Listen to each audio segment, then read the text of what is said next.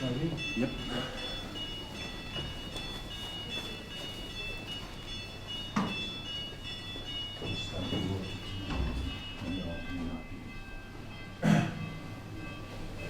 Honourable members, the President.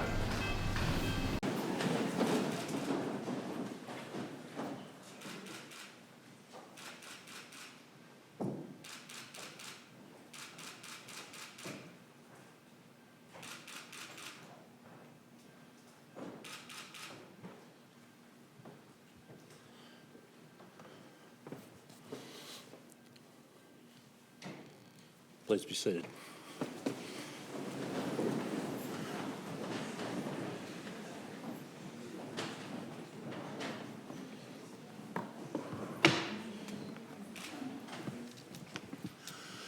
Almighty God, creator of the universe, giver of life, who has ordained that we should live as social beings, seeking the fulfilment of our own true purpose within our society.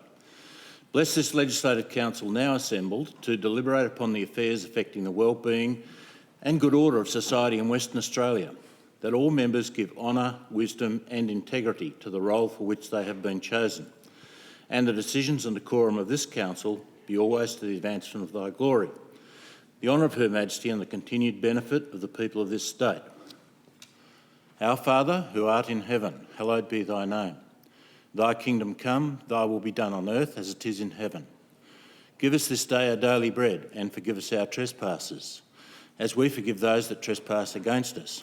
And lead us not into temptation, but deliver us from evil. For thine is the kingdom, the power and the glory, forever and ever. Amen.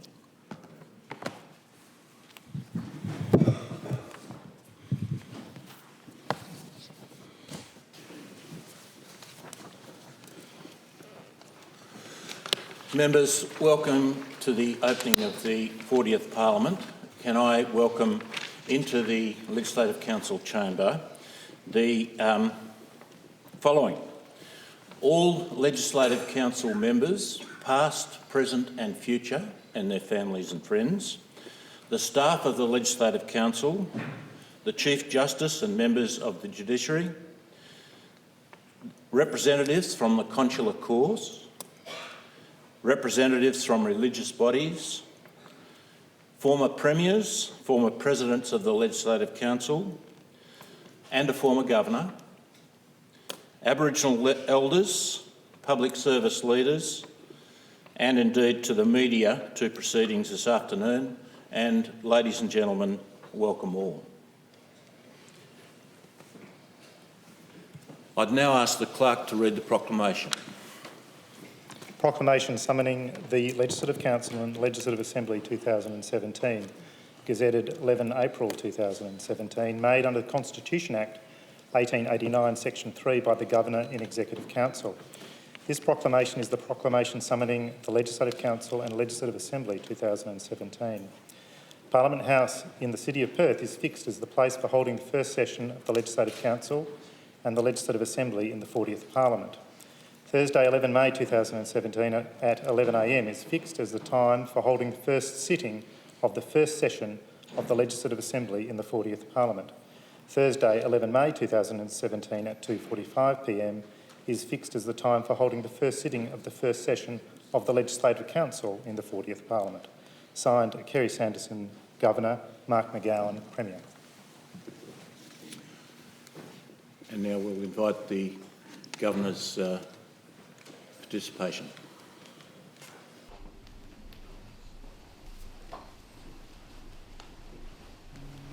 Blackrod announces Her Excellency.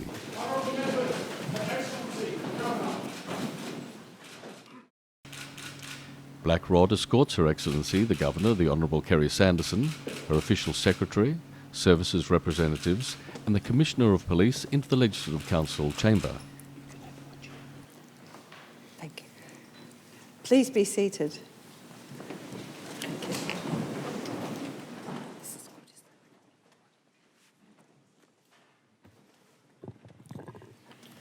Blackrod, please request the attendance of the members of the Legislative Assembly in this House. Blackrod receives the Governor's instruction to summon the Assembly members and leaves the chamber.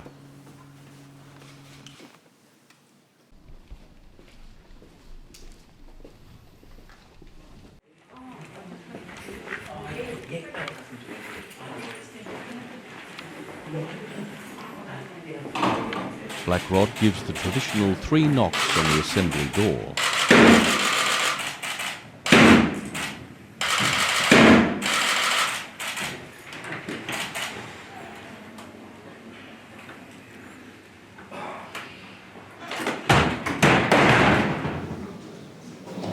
Mr Speaker, Black Rod seeks admission.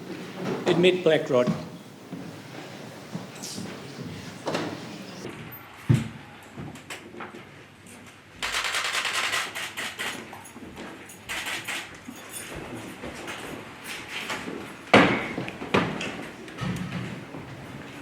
Black Rod is escorted into the Assembly chamber by the Sergeant-at-Arms.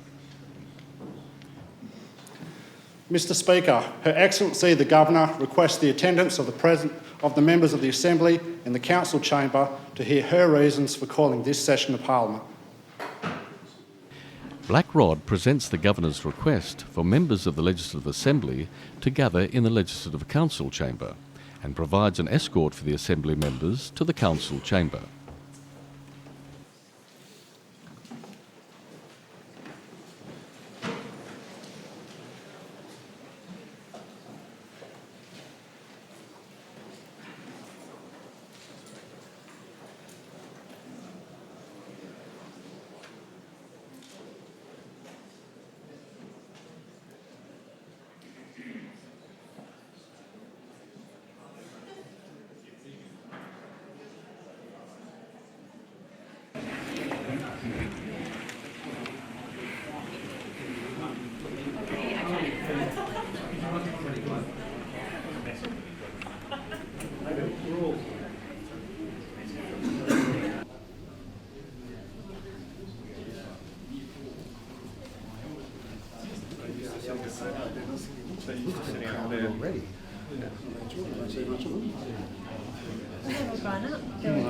I think they're... I tell you what, we Might be filled out, but generally speaking.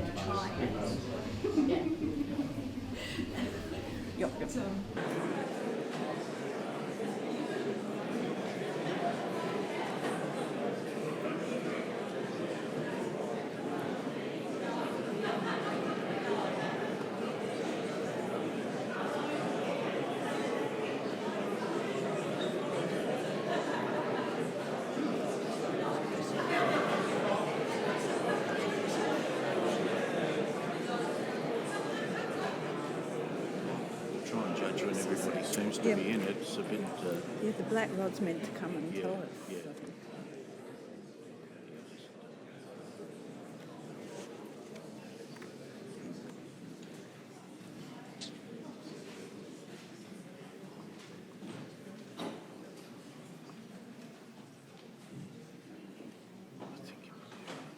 I think I should start now.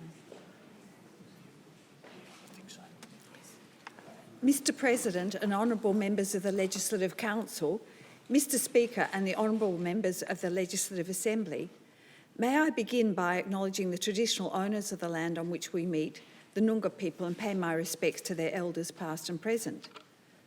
I also acknowledge the members who have passed since these houses last sat. The Honourable Bob Thomas, who served as MLC for the South West for 12 years from 1989 until 2001. The Honourable Peter Vernon-Jones, who served as a member for Narrogin for 12 years from 1974 until 1986, 6 of those as a minister in the Court and O'Connor governments. The Honourable Lila Elliott, who served as MLC for the North East Metropolitan Region for 15 years from 1971 until 1986. The Honourable Kim Morris-Chance, MLC for the Agricultural Region, serving for 17 years from 1992 to 2009, 7 of those as Minister and Leader of the Government in the Legislative Council for the Gallop and Carpenter governments. The Honourable Winifred Margaret Pearce, who served as MLC for the Lower Central Province for 6 years from 1977 until 1983, and Matthew Ernest Stevens, MLA for Stirling, who served for 18 years from 1971 to 1989. We offer our condolences to their families and friends. I thought it appropriate to begin by reflecting on the past and to note that May the 27th, 2017 marks the 50th anniversary of a pivotal point in Australian history. The 1967 referendum saw more than 90% of Australian voters support the removal of 2 references in the Australian Constitution which discriminated against Aboriginal people. Prior to the amendments, the sections of the Constitution under scrutiny were Section 51, which stated that the Parliament shall, subject to this Constitution, have power to make laws for the peace, order and good government of the Commonwealth with respect to, and subsection 26 read, the people of any race other than the Aboriginal people in any state for whom it is necessary to make special laws, and section 127, which stated that in reckoning the numbers of the people of the Commonwealth or of a state or other part of the Commonwealth, Aboriginal natives should not be counted. The 1967 referendum removed the words other than the Aboriginal people in any state in subsection 51(26) and the whole of section 127. Aboriginal people had the ability to vote prior to 1967. However, the overwhelming support for the 1967 amendment is an important and symbolic recognition that this inequality should not exist. So too, the overwhelming endorsement of these constitutional changes pointed to a strong desire within the Australian community to work to redress inequality and disadvantage. There have been many developments since that time, although 50 years on, many would agree that there are still many challenges that we face as a community, and we need to continue to work together to overcome disadvantage and to build on respectful relationships.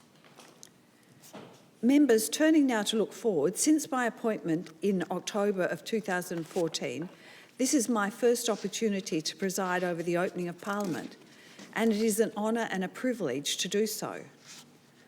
The Governor has a unique role in our civic life, possessing a responsibility to be consulted and act as a trusted advisor.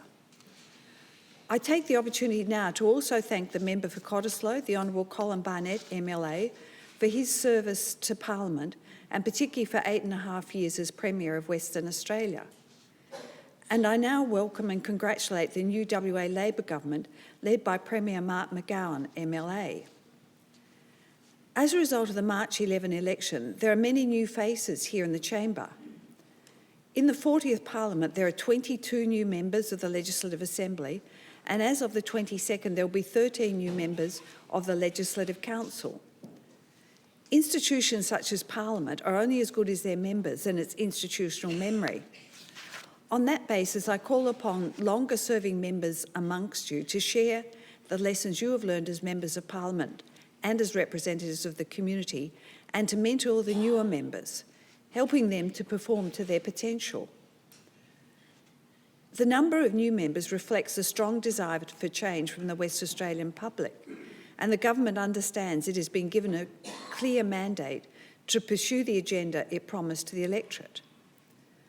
The new government has some early and significant challenges in the face of global instability and economic uncertainty.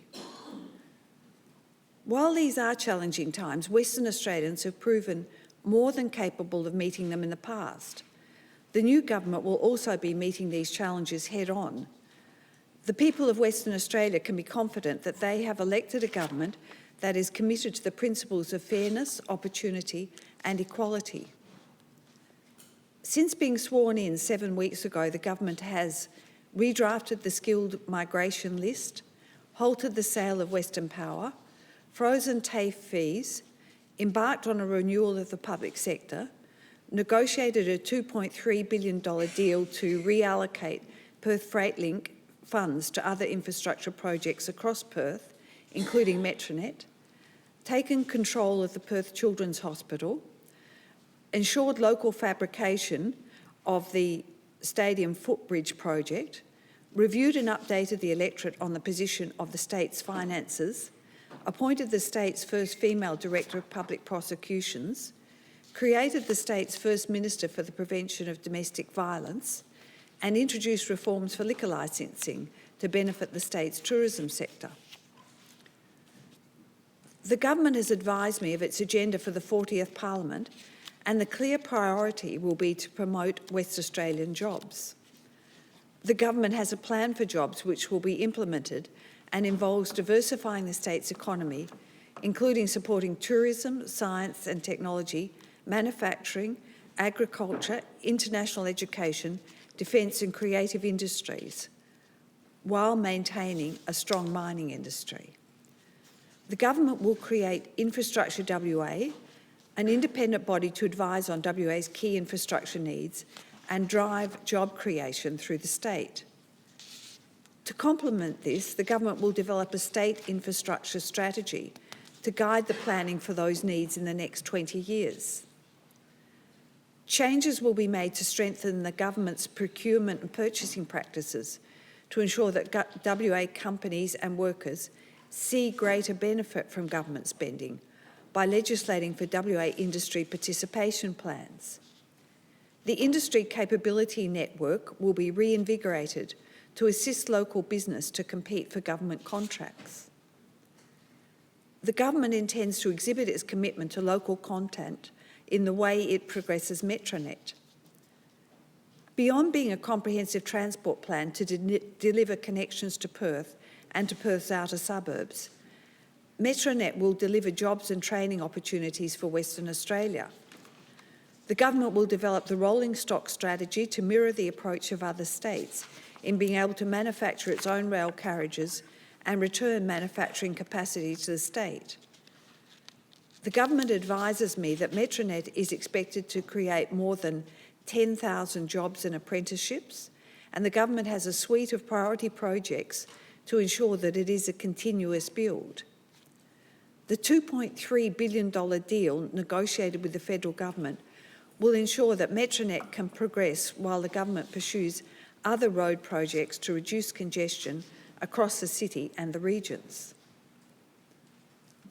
The government will first complete the Forestfield Airport line while progressing the other priority measures, including extending the Joondalup line to Yanchep, the new Thornley to Coburn line, extending the Armidale line to Byfoot, the new Morley to Ellenbrook line, and new and improved services on the Australian line to Bunbury. At the same time, the government will progress other measures, such as removal of level crossings, upgrading the capacity of existing lines, new and upgraded train stations, while also expanding WA's cycling network. The government believes that WA needs to expand its rail and transport network to ensure that Western Australians in the outer suburbs receive the same access to services and work opportunities as those who live closer to the city. As already mentioned, the government is committed to diversifying the state's economy to grow employment and ensure that the state's fortunes are not solely dependent on commodity prices. Tourism will be a main focus of job creation, with certainty given to the industry in the form of a guaranteed spend from government on destination marketing and events. This will be complemented by infrastructure upgrades for tourists to access the state and reduced red tape for operators. The government has committed to supporting the defence industry and will establish Defence West, a high-powered advisory body drawing on the best expertise of the state to advocate, with the newly established Minister for Defence Issues, for expansion of the state's defence fabrication industry. Agriculture will also be a major driver of jobs and opportunities in Western Australia. The government recognises that the role of government in agriculture goes beyond just marketing. It must invest in and drive the research capabilities needed to ensure a competitive edge for the industry in the 21st century. A state cannot spend its way out of every problem, and in any event, the government's capacity to respond to the economic challenges facing our state is hampered by the strained state of the finances. The government is facing deteriorating and highly volatile revenue streams, at the same time as the Commonwealth Grants Commission's recommendations have resulted in a return to this state of only 34 cents in the dollar of the GST raised in Western Australia. The state with the next lowest return is New South Wales, with a return of 88 cents in the dollar, some 2.5 times our 34 cents. And then Victoria, with a return of 93 cents in the dollar, around 2.75 times our return. This is patently unfair. There is bipartisan support in this state for the need to address this inequity. If this is not quickly redressed as a result of the current inquiry by the Productivity Commission of the distribution of GST recently announced by the Federal Treasurer, a change in approach is needed at the federal level to overcome this patently unfair treatment of Western Australia. Just to illustrate the effect, if WA even received the same return in the dollar as New South Wales, it would receive an extra $3.3 billion in the current assessment year. It is truly difficult to understand how this inequitable treatment of our state can be justified. This year will be an extremely difficult year, but the government is committed to responsible financial management, and clever, considered and compassionate approaches will be needed to meet the challenges. As part of its responsible and prudent approach to financial management of the state, the government has announced a major renewal of the WA public sector. There will be a 40% reduction in the number of departments, from 41 to 25, and reduction in the state senior executive service commensurate with that. The government is committed to driving a change in public service culture and hopes to encourage greater collaboration between departments to tackle problems and issues facing our state. It will implement a service priority review to examine the role of government and find areas of inefficiencies and duplication with a view to creating a more effective public service. Regional Western Australia is a key focus for the government's plan for diversification of the economy. The government has advised me that royalties for regions will remain a core component of the government's approach, and that the funds sourced from the economic activity occurring in the regions will be reinvested in the regions to deliver employment and opportunity for the people who live there. In addition, reforms will be made to ensure that local regional businesses remain competitive on government tenders and contracts, delivering jobs and local content to the regions. From Albany to Kununurra, the government is determined to progress projects to deliver employment and improvements to regional WA. This includes completion of the Albany Ring Road project, stages 1 and 2 of the Bunbury Waterfront project, the new classroom block at Collie Senior High School, $45 million to deliver the to begin the redevelopment of Geraldton Hospital, an expansion of the Indigenous Ranger program, the Peel Youth Medical Service Health Hub, mental health services in Kalgoorlie, and the upgrade to the Karratha Tom Price Road. The government is highly concerned for the welfare of the community. The alarming methamphetamine crisis in Western Australia today is a matter of huge concern to all. This is an issue spanning the length and breadth of the state, the inner city, the outer suburbs, the regions. It touches all aspects of society and presents challenges for families and our healthcare system, as well as the potential for increased crime and violence. Parents can't understand what is happening to their child and what to do about it.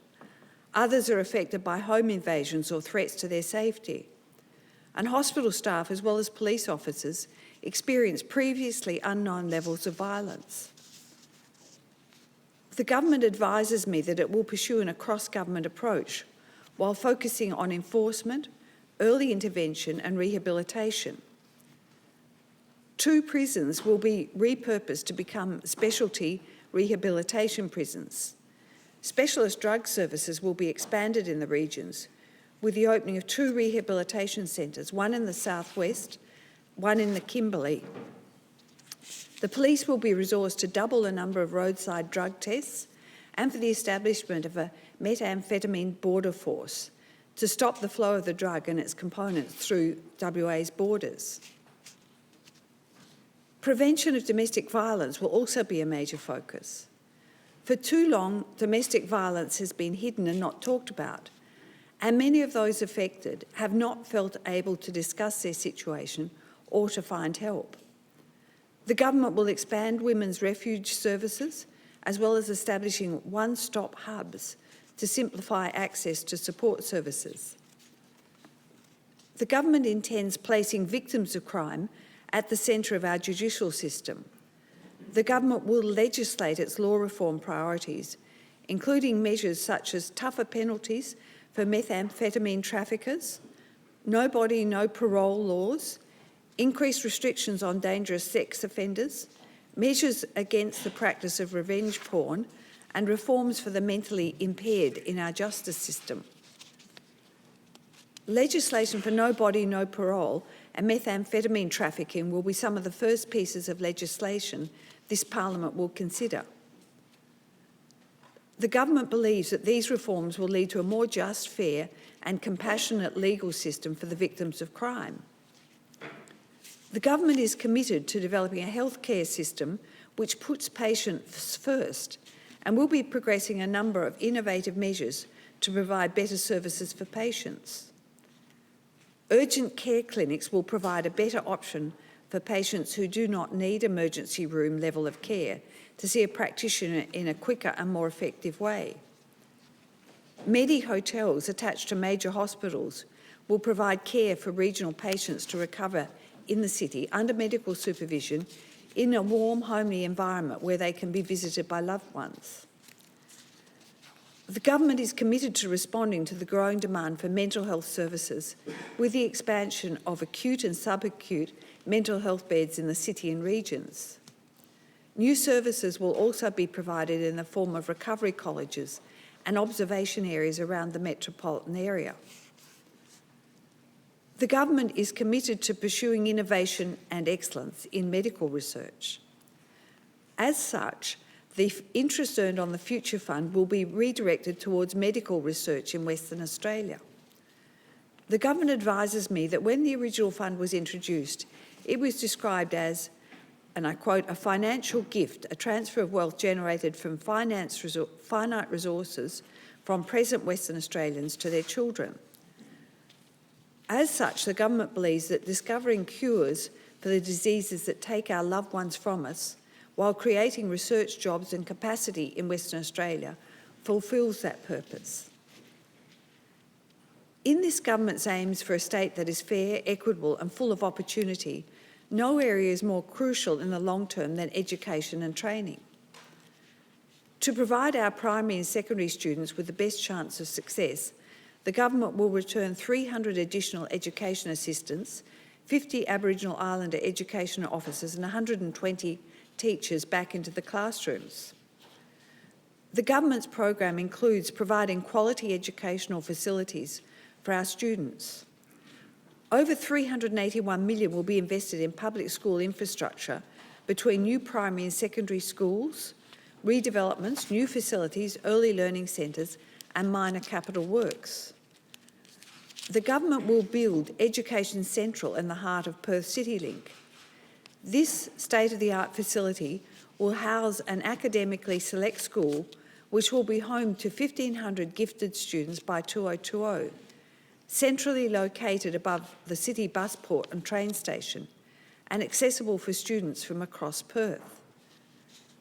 The building will also be the new home to SciTech, providing it with an excellent new facility, an outdoor area, a larger space with links to Education Central and the Perth Cultural Centre. The government will also resolve the long-standing need for another high school in the western suburbs by making the current Perth Modern School campus a local intake high school. By opening up this notable school to local students, the education choices for families in the area will expand and the needs of students in the area will be better catered for.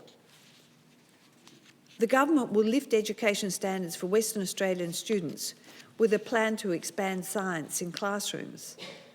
The program includes converting existing classrooms into dedicated science laboratories, as well as ensuring coding, which will become part of the national curriculum and can be rolled out in WA through the provision of professional development for teaching staff. In the training sector, this government has already frozen TAFE fees at current levels to ensure affordable training for those seeking skilled employment. The government is committed to quality training, including a strong commitment to the employment of apprentices and trainees on government projects and major government contracts. Western Australia is blessed with some of the world's most beautiful and unique landscapes and biodiversity.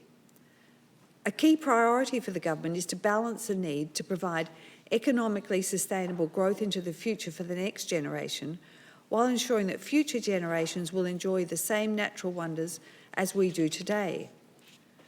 The government has halted the Perth Freight Link project and has begun the process for the recovery and revegetation of the Belia wetlands. The government is committed to the expansion of the state's parks, including the new Fitzroy River National Park in the Kimberley and the Preston River to Ocean Regional Park in Greater Bunbury. As part of its commitment to the environment, the government will commence consultation on the continued use of plastic bags in supermarkets and legislate for a container deposit scheme for WA. The government will investigate and introduce innovative and sustainable energy projects to diversify the power mix of the state. The government will support technology such as wave energy in Albany and solar in Collie, with a view to creating more jobs in our regions, diversifying our power mix, and reducing the intensity of the state's emissions. In conclusion, while the state faces major challenges, the new government is absolutely committed to the task of taking Western Australia forward. We are privileged to live and serve in a democracy like Western Australia, and we need to remember that democracies are neither perfect nor self-perpetuating. They take work. They require everyone from government to members to the media and to citizenry to deal with each other with respect and act in the public interest. If we are to best the challenges this great state faces, we must do so by working together fairly and equitably. While even the healthiest of democracies can be messy, frustrating and unsatisfying, as we look around at the unrest and incivility in the world today, we can all agree that what we have is preferable to the alternative. We do live in a wonderful state, and my hope is that the Parliament will work together to continue to improve our state. Mr. President, Mr. Speaker and members, it is now my duty and pleasure to declare the 40th Parliament open and extend my best wishes to you all. Thank you.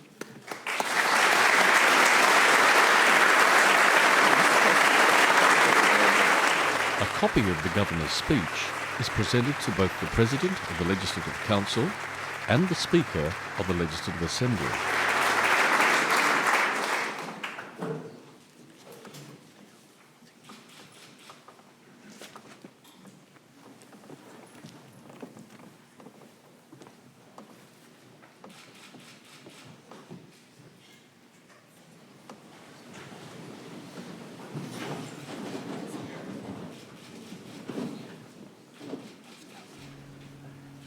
At the conclusion of the Governor's speech, Black Rod escorts Her Excellency the Governor and the official party from the chamber. They are followed by the Chief Justice, Wayne Martin, and Supreme Court judges, then the members of the Legislative Assembly.